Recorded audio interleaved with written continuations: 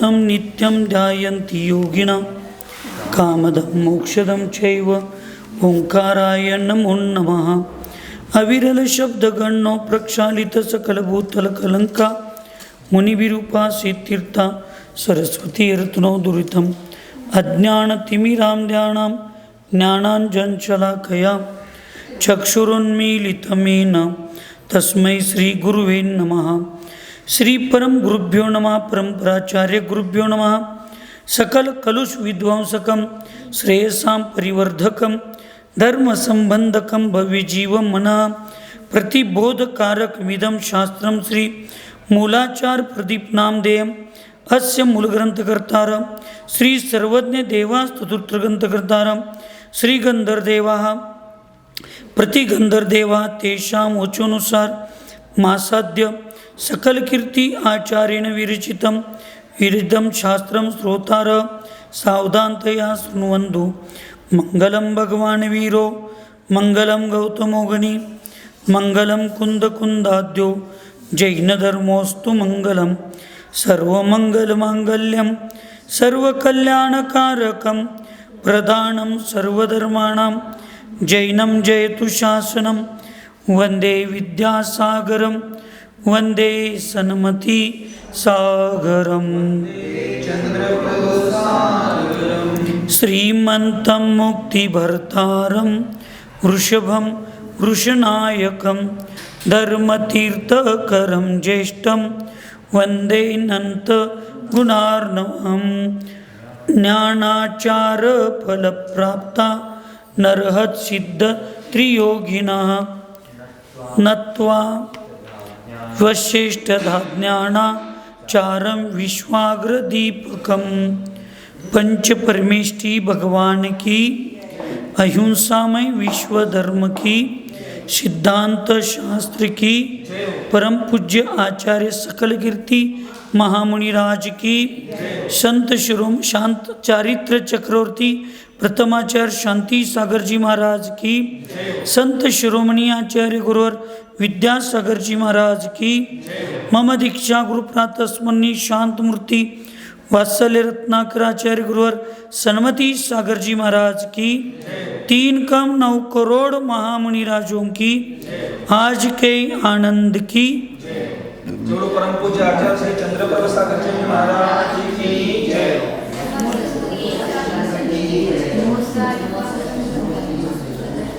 आचार्य भगवंत सकल कीर्ती महामुनिराज मूलाचार प्रदीप या महान ग्रंथामध्ये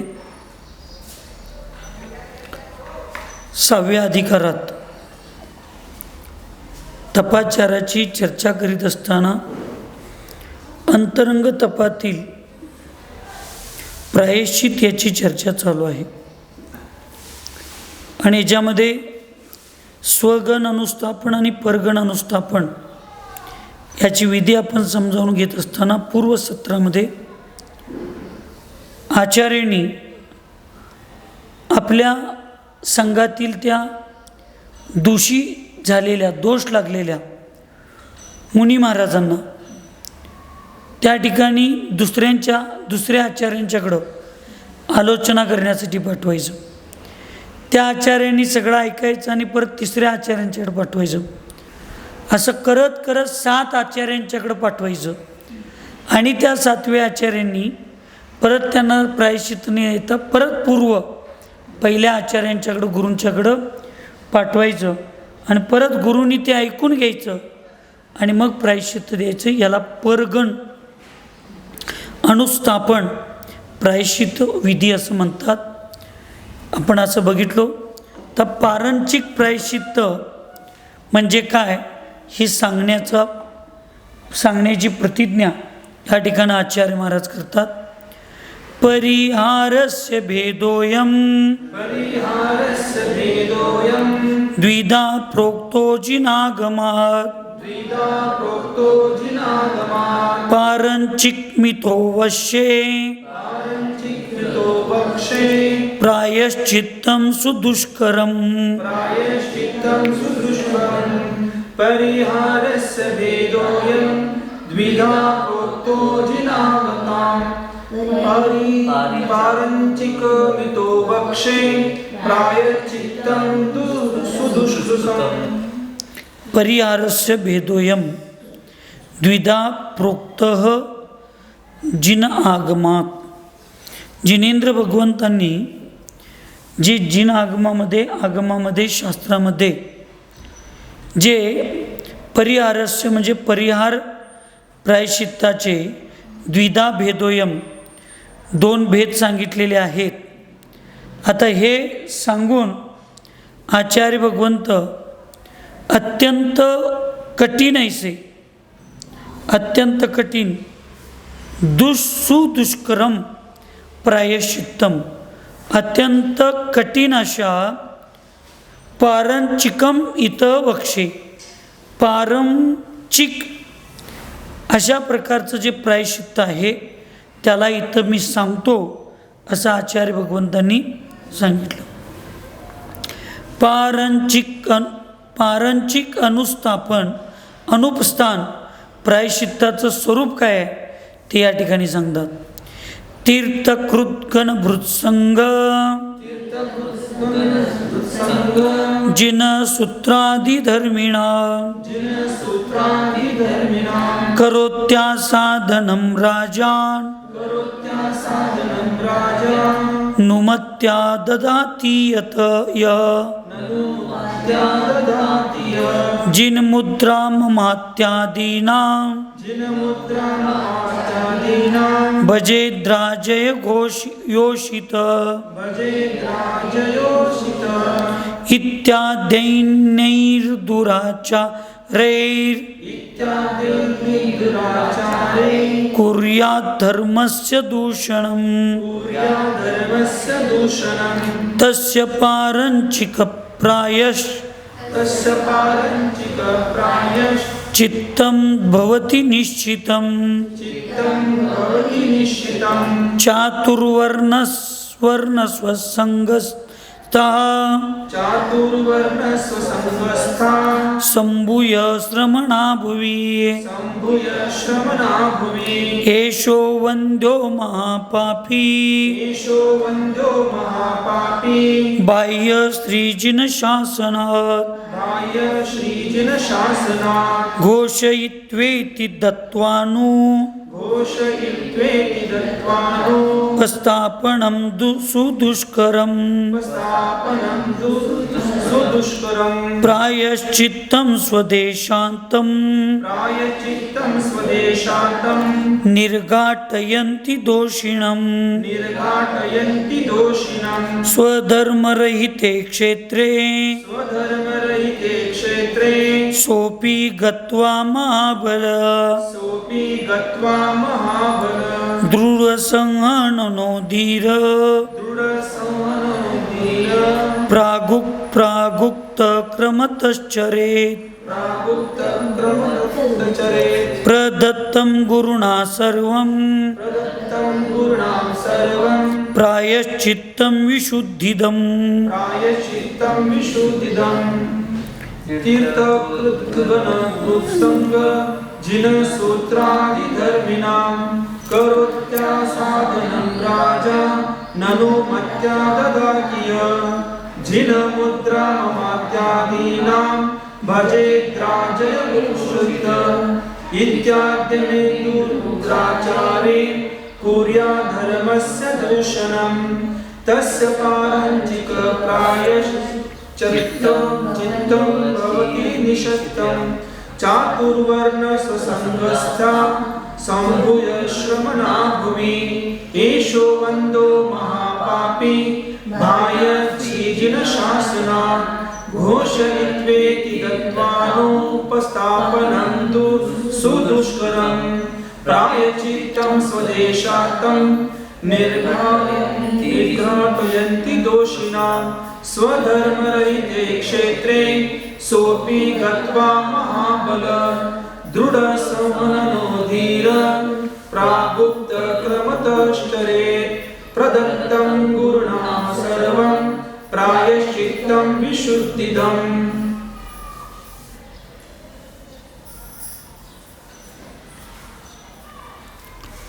तीर्थकृत गण मृत संघ जिनसूत्र आदी धर्मिणा, म्हणजे जे मुनी महाराज तीर्थकृत म्हणजे तीर्थंकर, ग्रणभूत म्हणजे गणधर, संघ म्हणजे संघ, जिनसूत्र म्हणजे जिनवाणी, या सगळ्यांची निंदा करतात. माताजी आलेत म्हणून हिंदीत सांगतो. तीर्थंकर, गणधर, संघ, मुनि, आर्यिका, श्रावक, श्राविका, ये चतुर्विध संघ और जिनवानी की निंदा करता है. और करोति आसादनम राज अनुनुमत्या दधातीय, और असाधनम यानी निंदा, तिरस्कार, जो तिरस्कार करता है किसकी, तो सूत्र आदि के बाद जो धर्मी नाम पहले लाइन में आए हैं, धार्मिक धर्मात्माओं की जो निंदा करता है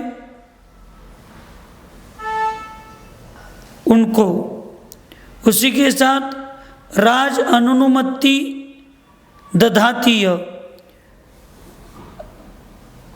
ध्यान में आ रहा है, आगे का शब्द बहुत जरूरी है.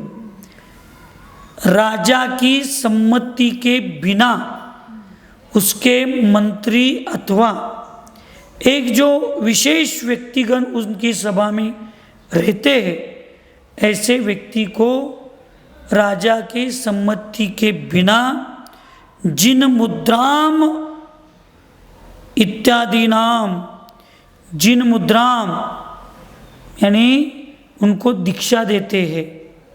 फिर और क्या, भजेद्र जय घोषिता, सिर्फ राजा के परमिशन के बिना ही दीक्षा देना नहीं, अन्य जो राजघराने की स्त्री आदि होती है उसके प्रति इसका ब्रह्मचर्यवत स्खलित होता है. स्त्रियों को सेवन करता है. उसी के साथ आगे बताते हैं कि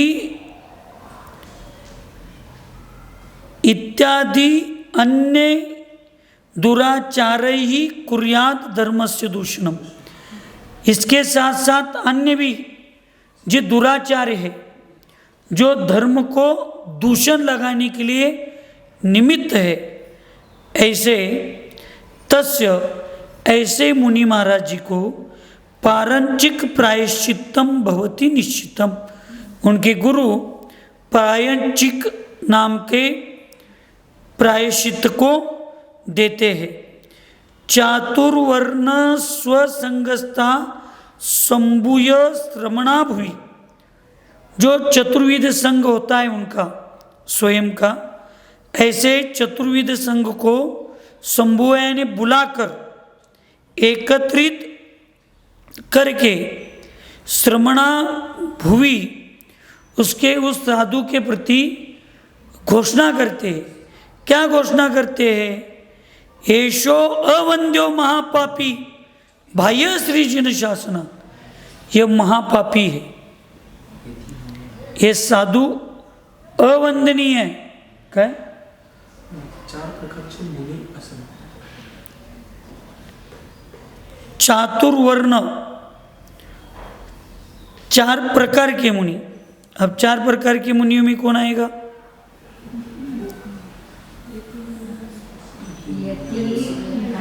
यति, मुनि, अनगार, ऋषि, मुनि, ऐसे चार प्रकार के संघ के साधुओं को एकत्रित करके घोषणा करते हैं.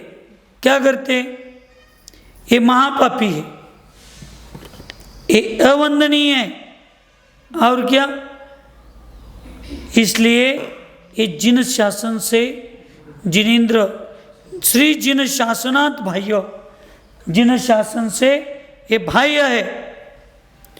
घोष इत्वे इत्वा इति दत्वा अनुपस्थापनम सुदुष्करम, इस प्रकार की घोषणा करते हैं और जो ऊपर कहे हुए अनुपस्थापन प्रायश्चित है वो भी कैसा, सुदुष्करम, अत्यंत कठिन प्रायश्चित देते हैं। कैसा है वो प्रायश्चित, स्वदेशांतम निर्घाटयंती दोषिणम, अपने स्वदेश वो संघ जिस क्षेत्र में रहता है उस क्षेत्र से उसको निष्कासित करके उसके बाहर भेजते। देश से बाहर इसका अर्थ ये नहीं लेना भारत से बाहर, ऐसे नहीं। अब उस साधुओं का संघ महाराष्ट्र देश में अगर प्रदेश में विहार विचरित होता है तो उसको कर्नाटक, उधर मध्य प्रदेश, ऐसे अपने स्वदेश से उसको बाहर कर दे। स्वधर्म रहिते क्षेत्रे सो अपि गत्वा महाबल दृढ़ सवर्णन धीर प्राग उक्त क्रमतः चरे। जो साधु महाबली है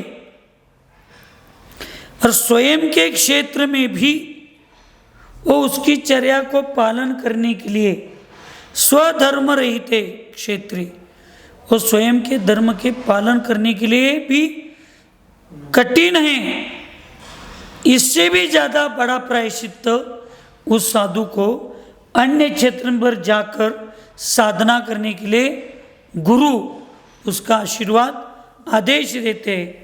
प्रदत्तम गुरुणा सर्वम प्रायश्चित्तम शुद्धिदम, कि गुरु उसकी शुद्धि के लिए, उसको शुद्ध करने के लिए ऐसे अन्य क्षेत्र में भेजते। और स्व क्षेत्र में भी एक बलशाली साधु साधना करने के लिए जो कठिन है उससे भी कठिन प्रायश्चित्त के रूप में साधना उसको शुद्धि के लिए देते।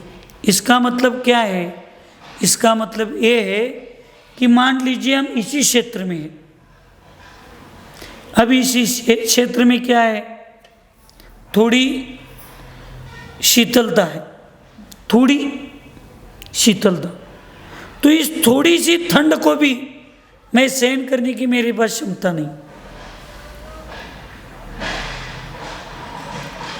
तो हिमालय में जाकर मैं क्या करूंगा।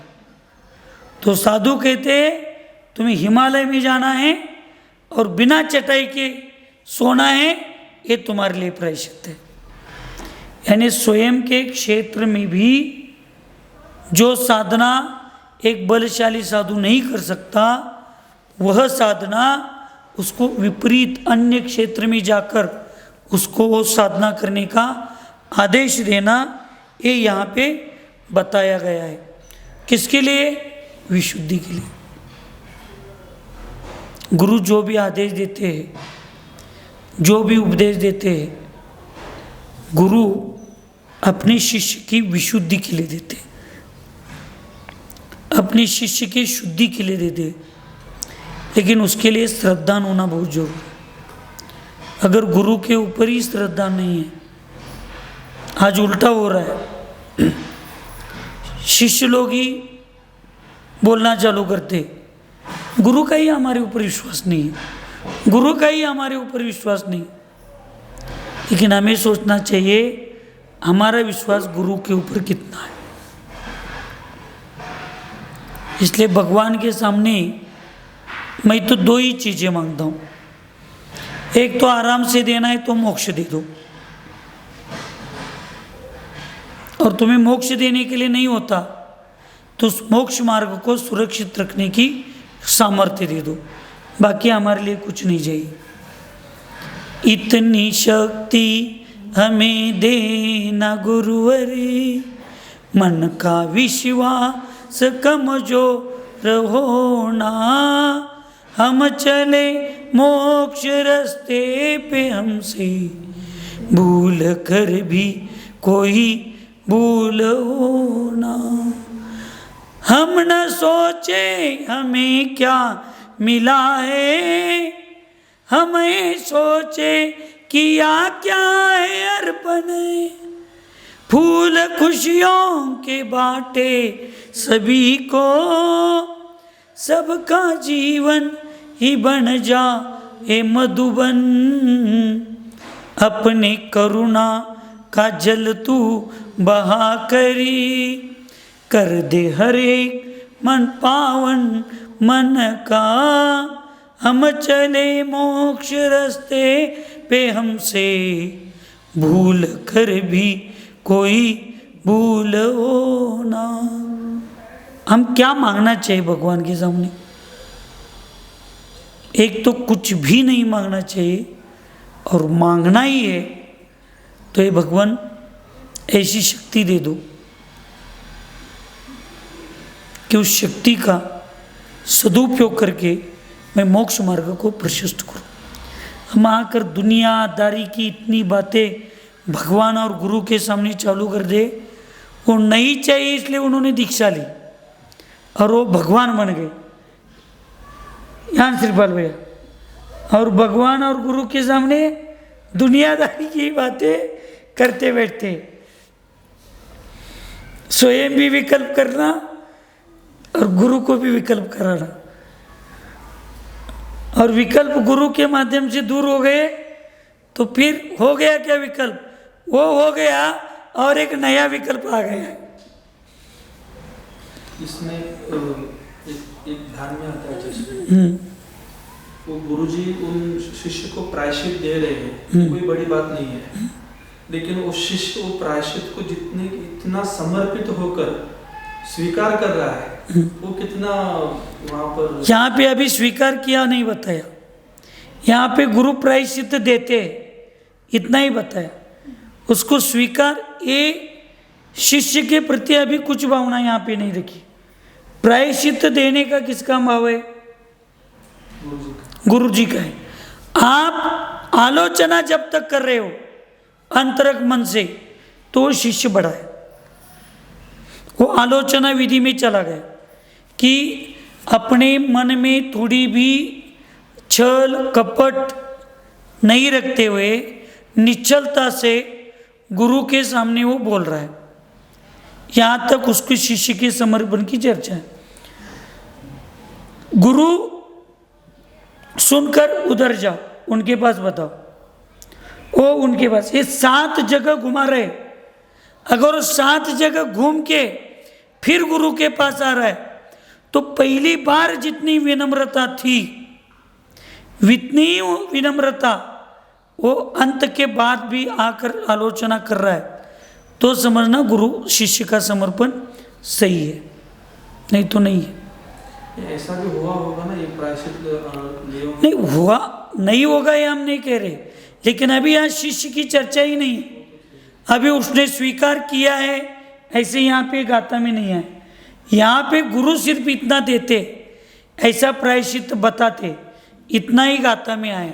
अभी उसको स्वीकार किया या नहीं किया उसने उसको, लेकिन यहाँ पे गुरु की महानता बता रहे कि वो जितना भी बड़ा प्रायश्चित देते वो किसके लिए देते?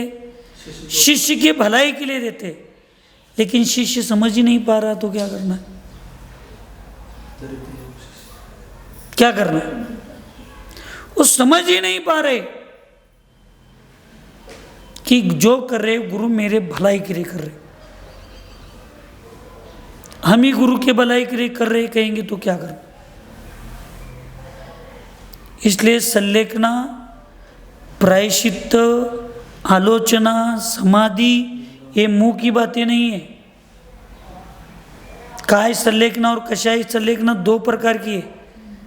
शरीर की संलेखना तो हिंदू लोग भी करते, हिंदू साधु भी करते, जैन साधुओं से अच्छी तरह से करते, लेकिन कषाय संलेखना सिर्फ जैन धर्म में। कषायों की संलेखना करना ये जैन धर्म में बताया। इसलिए अपने को कषायों की संलेखना करना है, कषायों को मंद रखना है।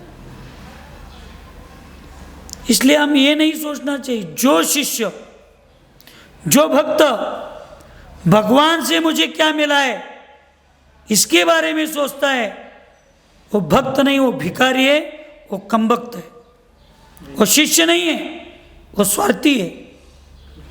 मैंने गुरु के प्रति क्या किया, मैंने भगवान के प्रति समर्पण क्या किया, ये न सोचे हमें क्या मिला है, मुझे भगवान से क्या मिला है, मुझे गुरु से क्या मिला है, इस समाज से मुझे क्या मिला है, ये नहीं सोचना चाहिए। समाज के लिए मैंने क्या किया,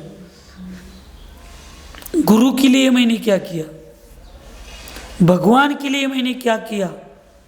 लेकिन आजकल गुरु के लिए कुछ करना तो दूर रह गया, गुरु के प्रति श्रद्धा समर्पण तो दूर ही हो गया। उल्टा चोर कोतवाल को डांटे जैसी आज अवस्था हो गई, शिष्य लोग ही गुरु के ऊपर हावी हो रहे, तो कैसी शुद्धि होगी। देखिए, ये व्यावहारिक जो कोर्ट न्यायालय अवस्था है, इसमें नीचे के कोर्ट के फैसले पर आप ऊपर के कोर्ट में अर्जी फिर एक बार कर सकते, अपील कर सकते। लेकिन जैन धर्म में गुरु ने दिए हुए अनुशासन में कोई अपील नहीं है, और जो स्वयं के गुरु ने दी हुई शिक्षा को, प्रायश्चित को, अपील को अन्य संघ में या अन्य जगह जाकर करते तो समझना उस शिष्य का निशंकित सम्यक दर्शन नहीं है। देव, शास्त्र और गुरु, इनके ऊपर जब शंका आती है तो निशंकित सम्यक दर्शन नहीं होता। उनसे कुछ अपेक्षा रखते हैं तो निकांक्षित सम्यक दर्शन नहीं है। उनके प्रति घृणा है तो निर्विचिकित्सांग नहीं है। एक सामान्य व्यक्ति के प्रति नहीं करने के लिए कहा, तो हम देव, शास्त्र, गुरु के प्रति क्यों करें। संग, जिन सूत्र की निंदा, जिनवाणी की निंदा, संग, जिन, देव, मुनि, आरिका, श्रावक, साविका, ये चतुर्विध संघ है, और हम खुलेआम एक दूसरों की निंदा करते घूम रहे। इसका प्रभाव थोड़ा महिलाओं में ज़्यादा रहता है, हमारा कोई संबंध नहीं रहता। दो महिलाएं उधर तीसरी महिला के प्रति बोलते बैठते, दो महिलाएं उधर तीसरी महिला की प्रति चर्चा चलती है, चौथी महिला सड़क से जा रही है, उसको किसी ने कुछ नहीं पूछा, उसको किसी ने कुछ नहीं पूछा, फिर भी वो जानबूझकर वहां जाकर अपने नाक को बीच में लगा दी। ये सामान्य श्रावकों के बीच में भी होता है तो सम्यक दर्शन नहीं है।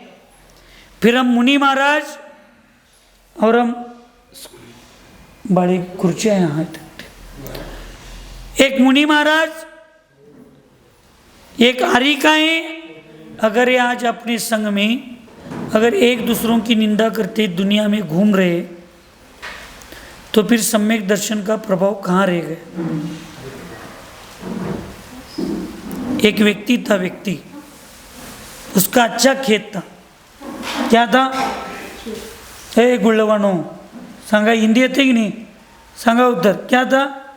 खेत। उस खेत में बहुत अच्छा मकान बनाया था उसने। मकान एक बार ऐसे सरल सागर जी जैसे सरल साधु वहाँ से विहार कर रहे थे, ऐसी जोर से बारिश आ गई तो सब लोगों ने निवेदन किया, फिर महाराज जी को वहाँ पे उस झोपड़ी में या उस घर में थोड़ा 1-2 घंटा रहने के लिए जगह दे दी। रुक गए महाराज जी। अब साधु साधु होते, उस बेचारे के घर में 2 घंटे के लिए सुरक्षा मिल गई, ये उपकार को लेकर जाने वाला साधु कैसे होगा? उस उपकार को वहीं के वहीं देने के लिए उन्होंने धर्मोपदेश देना चालू कर दिया। फिर धर्मोपदेश जैसे ही देना चालू कर दिया, उस श्रावक के मन में इतना असर हो गया, इतना उसका असर हो गया, वो साधु के साथ विहार करके चला गया।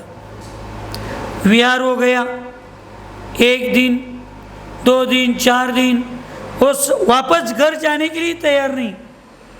फिर 2-4 महीने हो गए और फिर इसने गुरु के सामने निवेदन किया कि गुरुदेव मुझे दीक्षा दीजिए। गुरु ने भी उनको दीक्षा दे दी। 1-1.5 साल हो गए, वहीं से जा रहे थे विहार करते करते, तो उसकी नज़र अपनी खेत मकान की तरफ चली गई और उसने कहा, महाराज जी देखिए अभी वो मैंने बनाया हुआ मकान,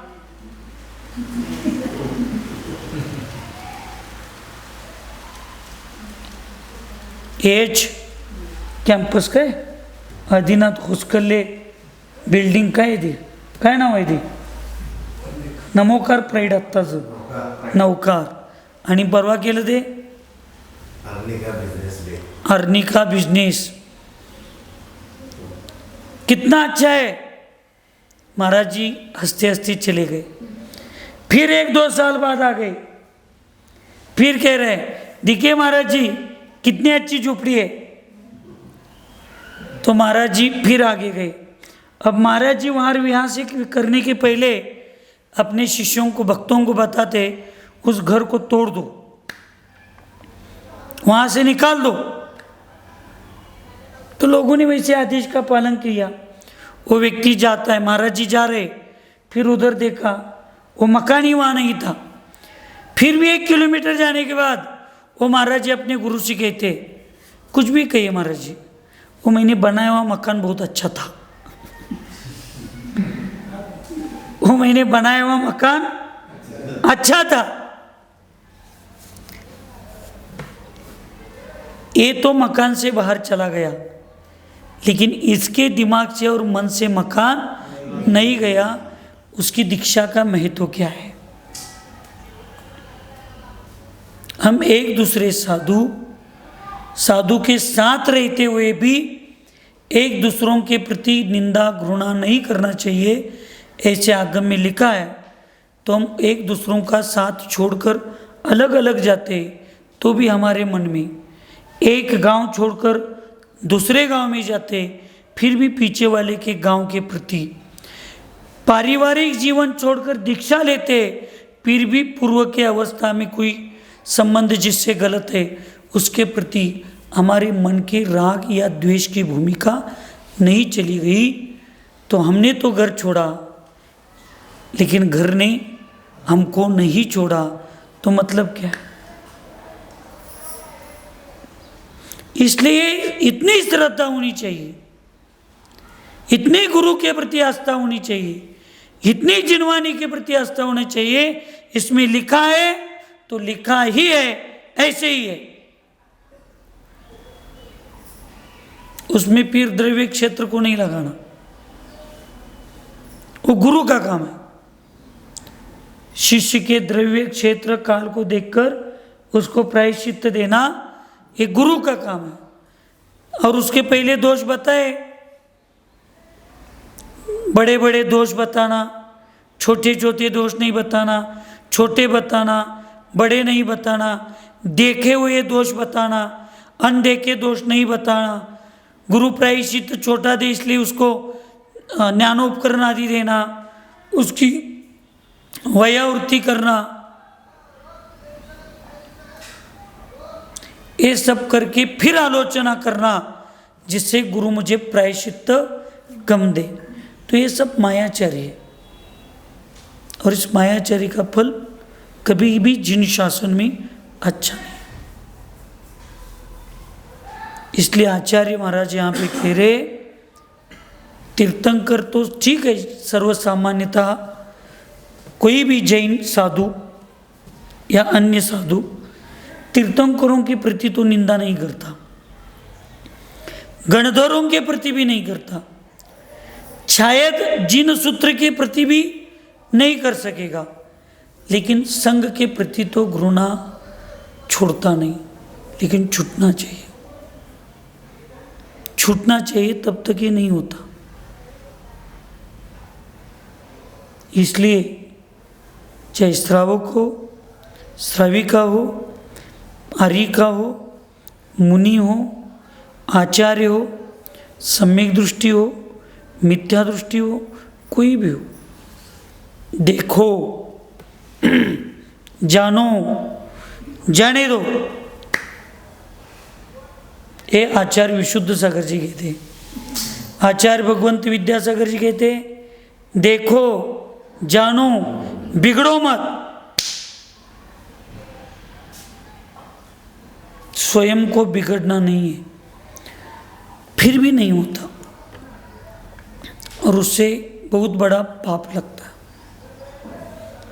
इसलिए बड़ों की बातों को अनुशासन के रूप में स्वीकारना चाहिए, फिर वो उपदेश हो, आदेश हो, प्रायश्चित हो। मिलिट्री में सिखाया जाता है, बॉर्डर पर बहुत अच्छा सिखाया जाता है। एक बार मेजर साहब के साथ, कैप्टन जी के साथ 2-4 लोग, 5-10 सैनिक, उनके अन्य जूनियर लोग जा रहे थे। एकदम से कैप्टन ने चिल्लाया, एकदम से जोर से ऑर्डर छोड़ दी, स्लिप डाउन, सो जाओ। एक सोल्जर छोड़कर सब सो गए, जो सोया नहीं उसको डायरेक्ट गोली आकर लग गई। जब उसको अस्पताल ले रहे थे तो बात पूछा, अरे जब कैप्टन ने स्लिप डाउन कहने के बाद भी तुमने क्यों नहीं सोया? अगर कैप्टन, हाँ, कैप्टन सोने के स्लिप डाउन कहने के बाद भी तुम क्यों नहीं स्लीप हो गए? तो उसने कहा, सामने कोई शत्रु ही नहीं दिख रहा, सामने कोई शत्रु ही नहीं दिख रहा, मुझे लगा कैप्टन साहब मजाक कर रहे, इसलिए मैं नहीं सोया, और मेरी जिंदगी पर वो, मेरी मृत्यु के ऊपर वो आ गए। शिष्य होता है ना, वो सिर्फ सामने के शत्रुओं को जानने की क्षमता रहती है, लेकिन जो गुरु होते हैं उनके पास अनुभव के रूप में चारों तरफ से आने वाले आघात को, परिचय को, संकट को जानने की क्षमता होती है। शिष्य की सिर्फ आंखें काम करती है,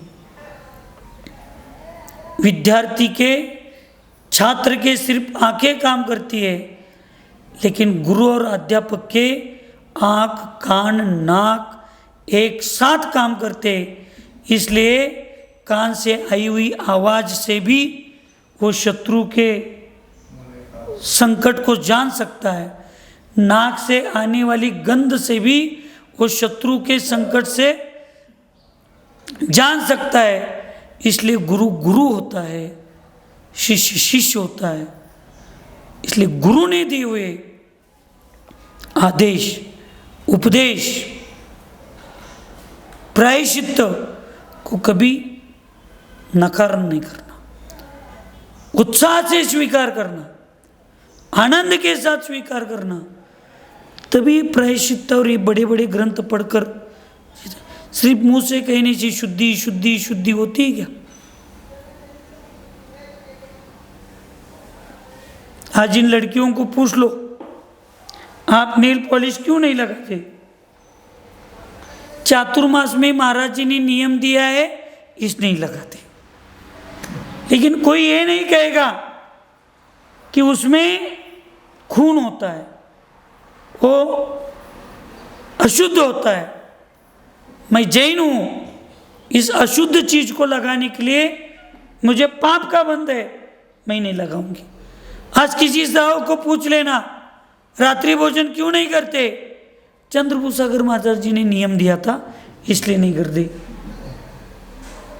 तो नियम देना नहीं चाहिए, नियम लेना चाहिए। नियम लिया जाता है, वो अंत तक जाता है। दिया हुआ नियम कभी भी अंत तक नहीं जाता। ये बहुत जरूरी बात है। इसलिए प्रायश्चित्त गुरु के सामने, इसलिए पूर्व में कहा आलोचना के बिना प्रायश्चित्त नहीं होता। बाहुबली में शिविर था, अभी का नहीं, वो धवला का शिविर आदि सुजाता तई वगैरह लेती है वो, और मैं भी था उसमें, साधु आचार्य महाराज हूँ, आचार्य के रूप में ही था। एक दिल्ली से बहुत बड़ी विद्वान दीदी आई थी, वो रोज मेरे पास आती थी खाली समय में, और महाराज जी 3 दिन तक मुझे, कभी कभी रात्रि भोजन में दोष लगता है तो फिर उसको प्रायश्चित क्या लेना चाहिए, कभी ये होता है तो ये क्या करना चाहिए, कभी वो होता है तो वो क्या करना चाहिए, ऐसे बार बार पूछती थी। कितने दिन तक? 3 दिन तक। मैंने कभी भी एक बार भी उसका प्रायश्चित नहीं बताया। तीसरे दिन थोड़ा उसको गुस्सा आया, वो कहने लगी मैं 3 दिन से आपसे कुछ से पूछ रही हूं, आप क्यों नहीं मुझे बता रहे? तो मैंने कहा प्रायश्चित पूछने वालों को बताने के लिए नहीं होता, गलती करने वालों को देने के लिए होता है। तुम्हारे हाथ से गलतियां हुई हो तो मांगो सिर पर रख के, नहीं वो कभी ऐसे होगा तो हमें क्या करना चाहिए, इसलिए मैं पूछ रहा हूँ। तो मैंने कहा दीदी ऐसे पूछ के स्वयं प्रायश्चित लेने से कुछ नहीं होता। उस समय मैंने चिंतन के साथ उनको कहा था, डॉक्टर कितना भी होशियार क्यों ना हो, डॉक्टर कितना भी होशियार क्यों ना हो, वो दुनिया के 1000 ऑपरेशन कर सकता है, लेकिन स्वयं को ऑपरेशन करने के लिए वो सामर्थ्यवान नहीं होता। इसलिए स्वयं का प्रायश्चित, चाहे मुनि हो, चाहे कितनी भी बड़ी आर्यिका हो, चाहे साधु हो, श्रावक हो, कोई भी हो, स्वयं का प्रायश्चित स्वयं नहीं ले सकता, वो आचार्य के पास ही जाकर लेना पड़ता है। और कोई आचार्य है, नवोदित आचार्य है, मुझे तो 10 साल हो गए, फिर भी मैं स्वयं को नवोदित आचार्य कहता हूं।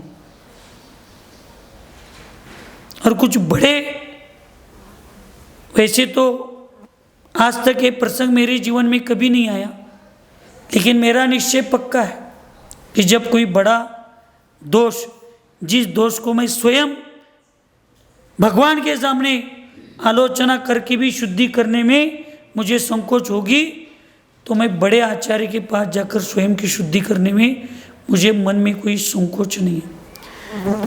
जब दीक्षा होके 18 साल हो गए, आचार्य बन के 10 साल हो गए, तब मुझे मेरे मन में कभी नहीं लगता कि मैं बहुत ज्ञानी हूँ। तो हम लोगों को 2, 4, 5 साल दीक्षा लेने के बाद हम स्वयं को इतना ज्ञानी कैसे समझते कि आजकल शिष्य कभी अपने गुरु के पास जाकर प्रायश्चित करना भी नहीं चाहता। ये विद्वान लोग तो प्रायश्चित ही नहीं लेते। सबसे बड़ी बात, मुझे, मैं गांव का, नगर का नाम नहीं बताऊंगा, लेकिन ये विद्वत्ता इतनी बढ़ गई है, द्रव्य ज्ञान का इतना प्रबल चल रहा है कि एक विद्वान, ज्ञान की ज्ञाता हुई एक श्राविका जब मरणासन्न अवस्था में होती है, तो उसके अन्य साथी विद्वान श्रावक लोग उसको आर्यिका दीक्षा देते हैं। उसको आर्यिका दीक्षा किसने दी? श्रावकों ने दी। और 1-2 दिन में उसकी समाधि हो गई, तो आर्यिका का फोटो लगाकर समाधि का हो गया। कितनी विटंबना है उस पद के साथ। जीवन में ये भाई, जो 5 साल की राजनीति होती है, कितने साल की? 5 साल की राजनीति होती है। उस राजनीति में भी कभी एक एमएलए ने किसी मुख्यमंत्री को शपथ विधि की? ऐसा आज तक तो स्वर्गीय बाबा साहेब आम्बेडकर जी के जो क्या कहते हैं उसको, संविधान में आज तक तो कभी नहीं हमने सुना कि इस एक एमएलए ने मुख्यमंत्री की जी को शपथ विधि दी। एक अच्छा मुख्यमंत्री प्रधानमंत्री जी को संविधान का शपथ विधि देकर उसको प्रधानमंत्री बनाया। जब अंबेडकर जी के संविधान में भी इतना विवेक रखा गया, तो जिनेंद्र भगवान के संविधान में एक श्रावक श्राविका विद्वान किसी महिला को आर्य का दीक्षा दे सकते? फिर भी बोलबाला चल रहा है। इसलिए द्रव्य श्रुत ज्ञान को लेकर आज शिष्यों को, भक्तों को गुरु के प्रति आस्था नहीं रहेगी, कुछ नहीं रहेगा।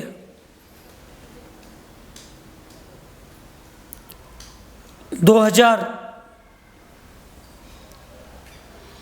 2011 की बात होगी, आचार्य भगवंत सन्मति सागर महाराज जी के सामने हमने निवेदन किया, आचार्य जी भोसे के बाजू में जो एक बड़ा पहाड़ है, उस पहाड़ी में जाकर 8 दिन मौन लेकर मुझे साधना करने की इच्छा है। उस समय बहुत कार्यक्रम चल रहे थे, तो आचार्य जी कुछ अलग मूड में थे। तो आचार्य जी ने एकदम जोर से कहा, सब लोगों को अभी साधना करने की पड़ी है, ये लिए हुए प्रोग्राम धार्मिक अनुष्ठान कौन करेंगे? इधर उधर कहीं नहीं जाना, चुपचाप उधर अनुष्ठान में जाना। मैं भगवान के सामने हूँ मंदिर में।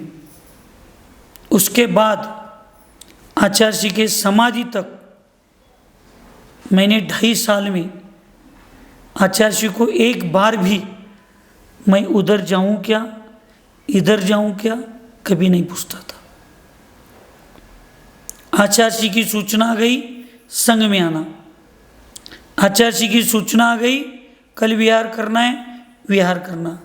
हमने कभी भी, ये भी मेरे साथ 2-3 साल रहे, मैंने आचार्य जी को कभी ये नहीं पूछा कल मुझे किसके साथ जाना है या कल मेरे साथ कौन आने वाला है।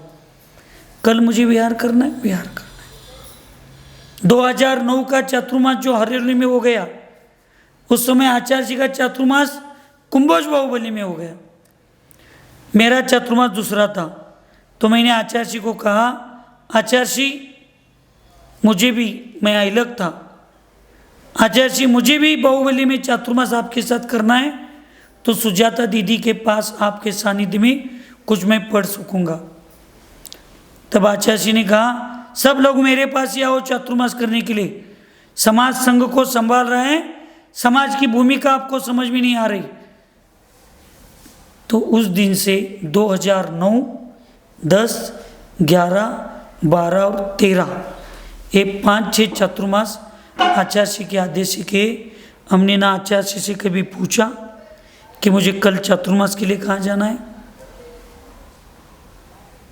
इन्होंने थी 1, 2, 3 चातुर्मास की मीटिंग में, ये वीर सागर जी साथ में थे, कभी भी मेरी पूछ लेना।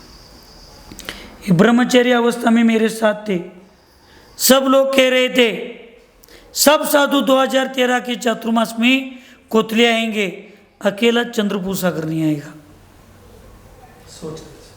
सही है क्या गलत है सरल सागर जी? ये आपके सामने ही लोग बोल रहे थे ना।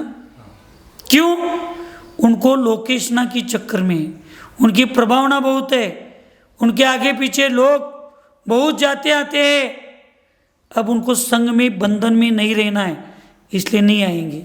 क्योंकि मैं बालाचार्य था, कोतली के दादा और शायद हुल्लेकर गुरुजी, ये दोनों मुझे निवेदन करने के लिए श्रीफल रखने के लिए आ गए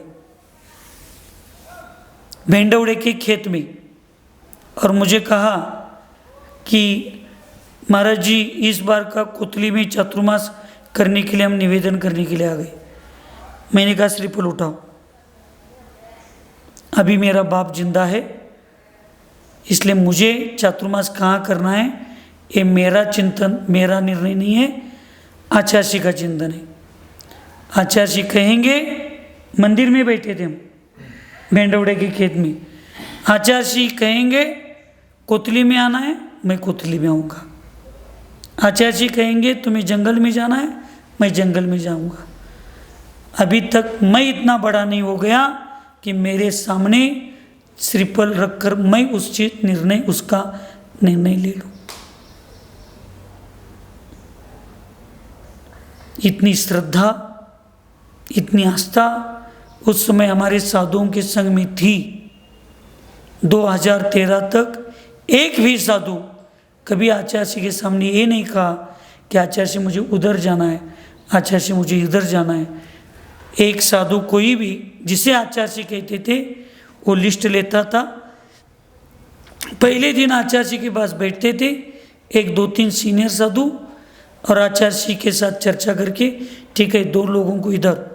आचार्य जी के 2013 के समाधि तक एक कभी साधु ने ऐसे नहीं कहा कि आचार्य जी हमें ये नहीं मान्य, हम इधर जाते उधर जाते। इसलिए ये अनुशासित शिष्यों का सब अच्छा हो रहा है। इसलिए गुरु का आदेश, गुरु का उपदेश, गुरु का प्रायश्चित्त, जिन सूत्र, गंधर्वों की वाणी, भगवान की केवल्याण की वाणी, इसके प्रति कभी अश्रद्धा नहीं होनी चाहिए, इसके प्रति कभी अनास्था नहीं होनी चाहिए। और जिन 1 2 चीज़ों को हमने सुना नहीं गुरु का, उसका फल हमने कितना भोगा है, इन सब लोगों ने कितना फल भोगा है। गुरु ने बुलाया तो आगे गए, वे आगे ही चले गए, वापस नहीं आए तो गुरु ही नहीं मिले। गुरु के विचारों को टालकर जो आगे जाता है ना, उसका जीवन में कभी कल्याण नहीं होता। आप लोगों को, सब महाराजियों को, सब माताजियों को, आजकल ये ब्रह्मचरी ब्रह्मचारिणियाँ विद्वान लोग जो प्रवचन प्रभावना कर रहे, उनको लगता है कि मेरे पीछे इतने लोग हैं, मेरे पीछे इतने लोग हैं, मेरे पीछे इतने लोग हैं। आपके पीछे कितने लोग हैं? 1 2 4 महीने की विहार का आयोजन करो 1 2 4 महीने के विहार का आयोजन करो, और जो आपके आगे पीछे नाचने वाले, घूमने वाले, कूदने वाले होते हैं, उनको कहो कि अब 4 महीने शिखर जी की यात्रा करनी है, चलो मेरे साथ।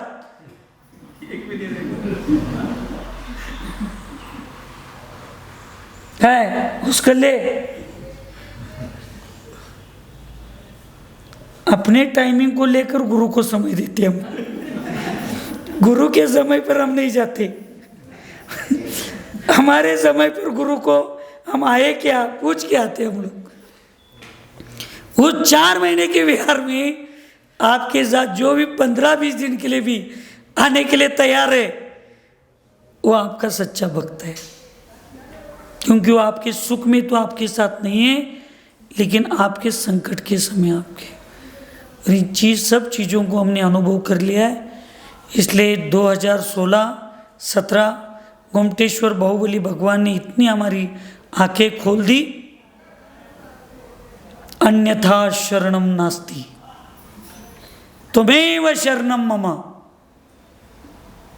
सच्चे देव, शास्त्र और गुरु के सिवाय इस दुनिया में कोई भी हमारे लिए शरण योग्य नहीं है, सहयोग योग्य नहीं है, कोई नहीं। सब स्वार्थ की दुनिया है, और इस स्वार्थ की दुनिया के चक्कर में हम प्रभु के प्रति, जिनवानी के प्रति, गुरु के प्रति अनास्था करते हैं। तो ऐसे शिष्यों के लिए, ऐसे मुनियों के लिए ये प्रायश्चित होता है, ये मुझे यहाँ पे बताना है।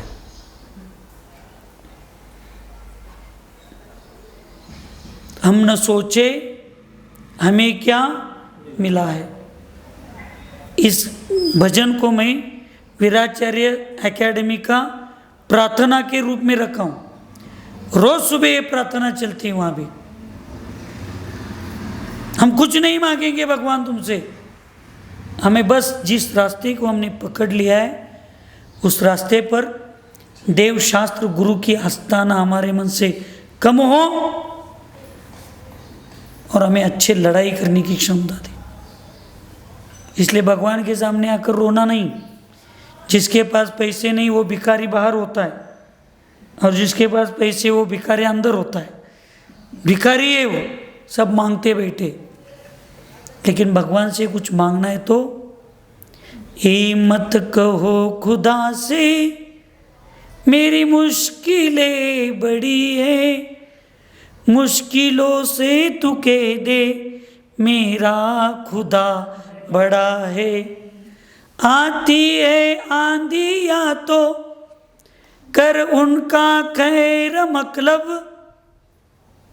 आम्ही देवाला सांगायचं नाही, आमच्याला जीवना हम भगवान को ये नहीं बताएंगे कि मेरे जीवन में इतने बड़े बड़े संकट है। उस संकट को तुम बताओ, मेरे भगवान इतने बड़े, उसके सामने तुम्हारी कुछ नहीं चलेगी।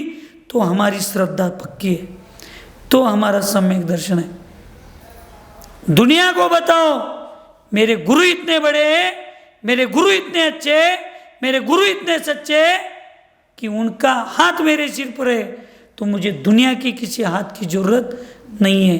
ये आपका सच्चा श्रद्धा नहीं, ये हमारा समर्पण है। कोई आकर कहेगा इतने से आपने गलती की तो आपको गुरु ने इतना डांटा,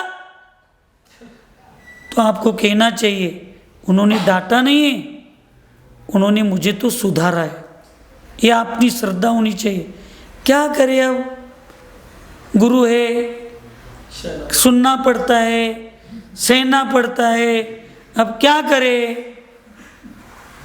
तो कर्म भी कहता है अब तूने सिर्फ पीछे कमंडल ली है इसलिए तुझे स्वर्ग में लेना जाना पड़ता है। कर्म भी कहता है अब तूने लिए पीछे कमंडल इसलिए तुझे स्वर्ग लेकर जा रहा हूँ, खुशी से लेकर नहीं जा रहा हूँ। क्यों?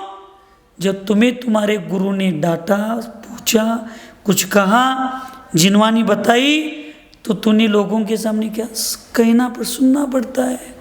तो भगवान भी कहते तुझे लेकर जाना पड़ता है, जैसी करनी वैसी भरनी। इसलिए प्रायश्चित्त बहुत जरूरी है, और आलोचना के बिना प्रायश्चित्त नहीं होता। उस दीदी को, दिल्ली वाली दीदी को बिना आलोचना के प्रायश्चित्त लेना था, क्योंकि वो कहान विचार की थी और वो किसी के गुरु के सामने जाने की इच्छा नहीं थी उसकी। और वो स्वयं को मेरी ये गलती हो गई तो ये ले लो प्रायश्चित, वो गलती हो गई ये ले लो प्रायश्चित। ऐसे दूसरों के प्रायश्चित को देखकर स्वयं को शुद्धि करना चाहती थी, लेकिन ऐसी शुद्धि कभी नहीं होती। इसलिए जब भी गुरु के पास आलोचना करनी है, अच्छे से 10 मिनट बैठिए, एक कायोत्सर्ग कीजिए, सामने कागज और पेन लीजिए, शांति से उसका स्मरण कीजिए, लिखिए, और फिर गुरु के पास जाकर विनयपूर्वक प्रार्थना करना चाहिए। वो आचार्य महाराज है, गुरु है, उनकी प्रदक्षिणा 3 प्रदक्षिणा करना चाहिए, उनके सामने हाथ जोड़ना चाहिए, सिद्ध श्रुत आचार्य भक्ति पढ़नी चाहिए, और फिर कहना चाहिए गुरुदेव मुझ जैसे पापी से बहुत अधम हुआ है, मेरे व्रतों में दोष लगे, उस दोषों की आलोचना करना चाहती हूँ, करना चाहता हूँ। आप मेरी आलोचना सुन लीजिए और उसका प्रायश्चित्त दीजिए और मेरे जीवन को, आत्मा को शुद्ध कीजिए। विनम्रता के साथ कहना चाहिए। फिर गुरु ने आनंद से आशीर्वाद बोलिए तो उनके सामने चिट्ठी रखनी चाहिए। ये प्रायश्चित की विधि है। ना गुरु को प्रदक्षिणा है, ना बैठकर अच्छे से नमोस्तु करना है, ना गुरु के पास जाकर सिद्ध भक्ति बोलना है, ना गुरु के पास बैठकर श्रुत भक्ति बोलना है, ना आचार्य भक्ति है। बहुत तपस्वी गुरु होंगे तो चारित्र भक्ति के साथ करना चाहिए। बैठकर पहले दर्शन करने के बाद कायोत्सर्ग करना चाहिए, गुरु के स्वास्थ्य को पूछना चाहिए और फिर अपनी बातों को रखना चाहिए। ये विधि है। संघ में आज भी आगम में आया है। हम भी पहले नहीं करते थे, लेकिन आगम में अभी शायद 1 साल के पहले हमने स्वाध्याय में कहीं भी पढ़ा, तो अभी हमारे अपने संघ में भी आहार के पहले गुरु की वंदना होने चालू हो गई। हम तो हमारे संघ में अभी चालू हो गई। वो भी हमने सरल सागर महाराज जी है, अब दीदी भी आए। कभी हमने कहा आपको हमारी प्रदक्षिणा करना चाहिए? आगम में आया, हमने बताया, फिर दूसरे दिन से करना इन्होंने चालू किया। कभी नहीं आते या कभी कुछ होता है तो हम रास्ता नहीं देखते, मुझे प्रदक्षिणा करूं प्रदक्षिणा करूं। आज शिष्य का पुण्य नहीं है इसे समझकर हम आगे चले जाते। इसलिए आगम की बातों को समझना चाहिए। दुनिया के सामने तो ठीक है, लेकिन गुरु के सामने जो शिष्य और माँ बाप के सामने जो संतान अपनी बुद्धि का प्रदर्शन करना चाहता है, उसकी प्रशंसा जीवन में कभी नहीं होती। इसलिए जो आचार्य भगवंत ने प्रायश्चित का पाठ इतना विश्लेषित करके बताया, उसको स्वीकार करना चाहिए, उसको आनंद के साथ लेना चाहिए, बहुत आनंद के साथ लेना चाहिए। एक कर्म सिद्धांत है, कभी नहीं किसी को छूटेगा। तीर्थंकरों को नहीं छूटा तो आपको और मुझे क्या छूट सकता है? इसलिए गुरु आज्ञा शीर्षावध्य मानना चाहिए। फिर वो आदेश हो, उपदेश हो या प्रायश्चित हो, उसको स्वीकार कर, तभी आप कुछ मत करो, शुभूति जैसे बनो। कोई ज्ञान नहीं है, कोई विकल्प नहीं, कुछ नहीं, कुछ नहीं। गुरु के आदेश को और चिन्वानी पर श्रद्धा रखना, गुरु से पहले मोक्ष मिलेगा। आगम में आता है सबसे बड़ा उदाहरण, मुझे बताओ। आप सब लोग उसके 1000 बार प्रवचन में उसका उदाहरण दिए, बताओ। गुरु का विनय और गुरु का आदर करने के निमित्त से गुरु से पहले स्वयं के मोक्ष की प्राप्ति का उदाहरण आगम में क्या आता है? शिवभूति मुनिराज। और कौन सा आता है? सरल सागर महाराज जी।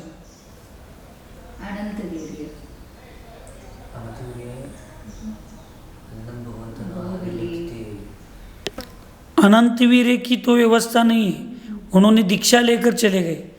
मैंने सेवा का फल बताया। श्रेयांश राजा आदिनाथ मुनि महाराज जी को आहार दान दिया, उसका फल क्या हुआ? भगवान को तो केवल ज्ञान हो गया, वो तो दुनिया को धर्म ध्यान पढ़ाने में लग गए नहीं, उनका पुण्य था, आयु कर्म बची थी। उसके पहले श्रेयांश राजा ने दीक्षा लेकर साधना करके मोक्ष ली। एक गुरु के प्रति श्रद्धा समर्पण श्रीपाल भैया रखने का फल होता है। श्रद्धा होनी चाहिए, उसमें कोई निमित्त नहीं बताना चाहिए, तब ये सब होता है। ऐसी गुरु भक्ति अगर मुझ में भी कुछ कम हो तो उसमें मेरा भी पुरुषार्थ बढ़े। आप लोगों में इस गुरु भक्ति देव शास्त्र गुरु के प्रति ऐसी अगाढ़ श्रद्धा आपकी हो जाए, दृढ़ श्रद्धा आपको प्राप्त हो जाए, और इस गुरु भक्ति और जिन भक्ति के निमित्त से ही मुझे और आपको सबको मोक्ष की प्राप्ति हो। हमारा आत्मा परमात्मा बने, इसी मंगलमय भावना से सुखी रहे सब जीव जगत में, कोई कभी न घबरावे, वैर पाप अभिमान छोड़ जग, नित्य नई मंगल गावे। ओम नमः। सबको क्षमा, सबसे क्षमा।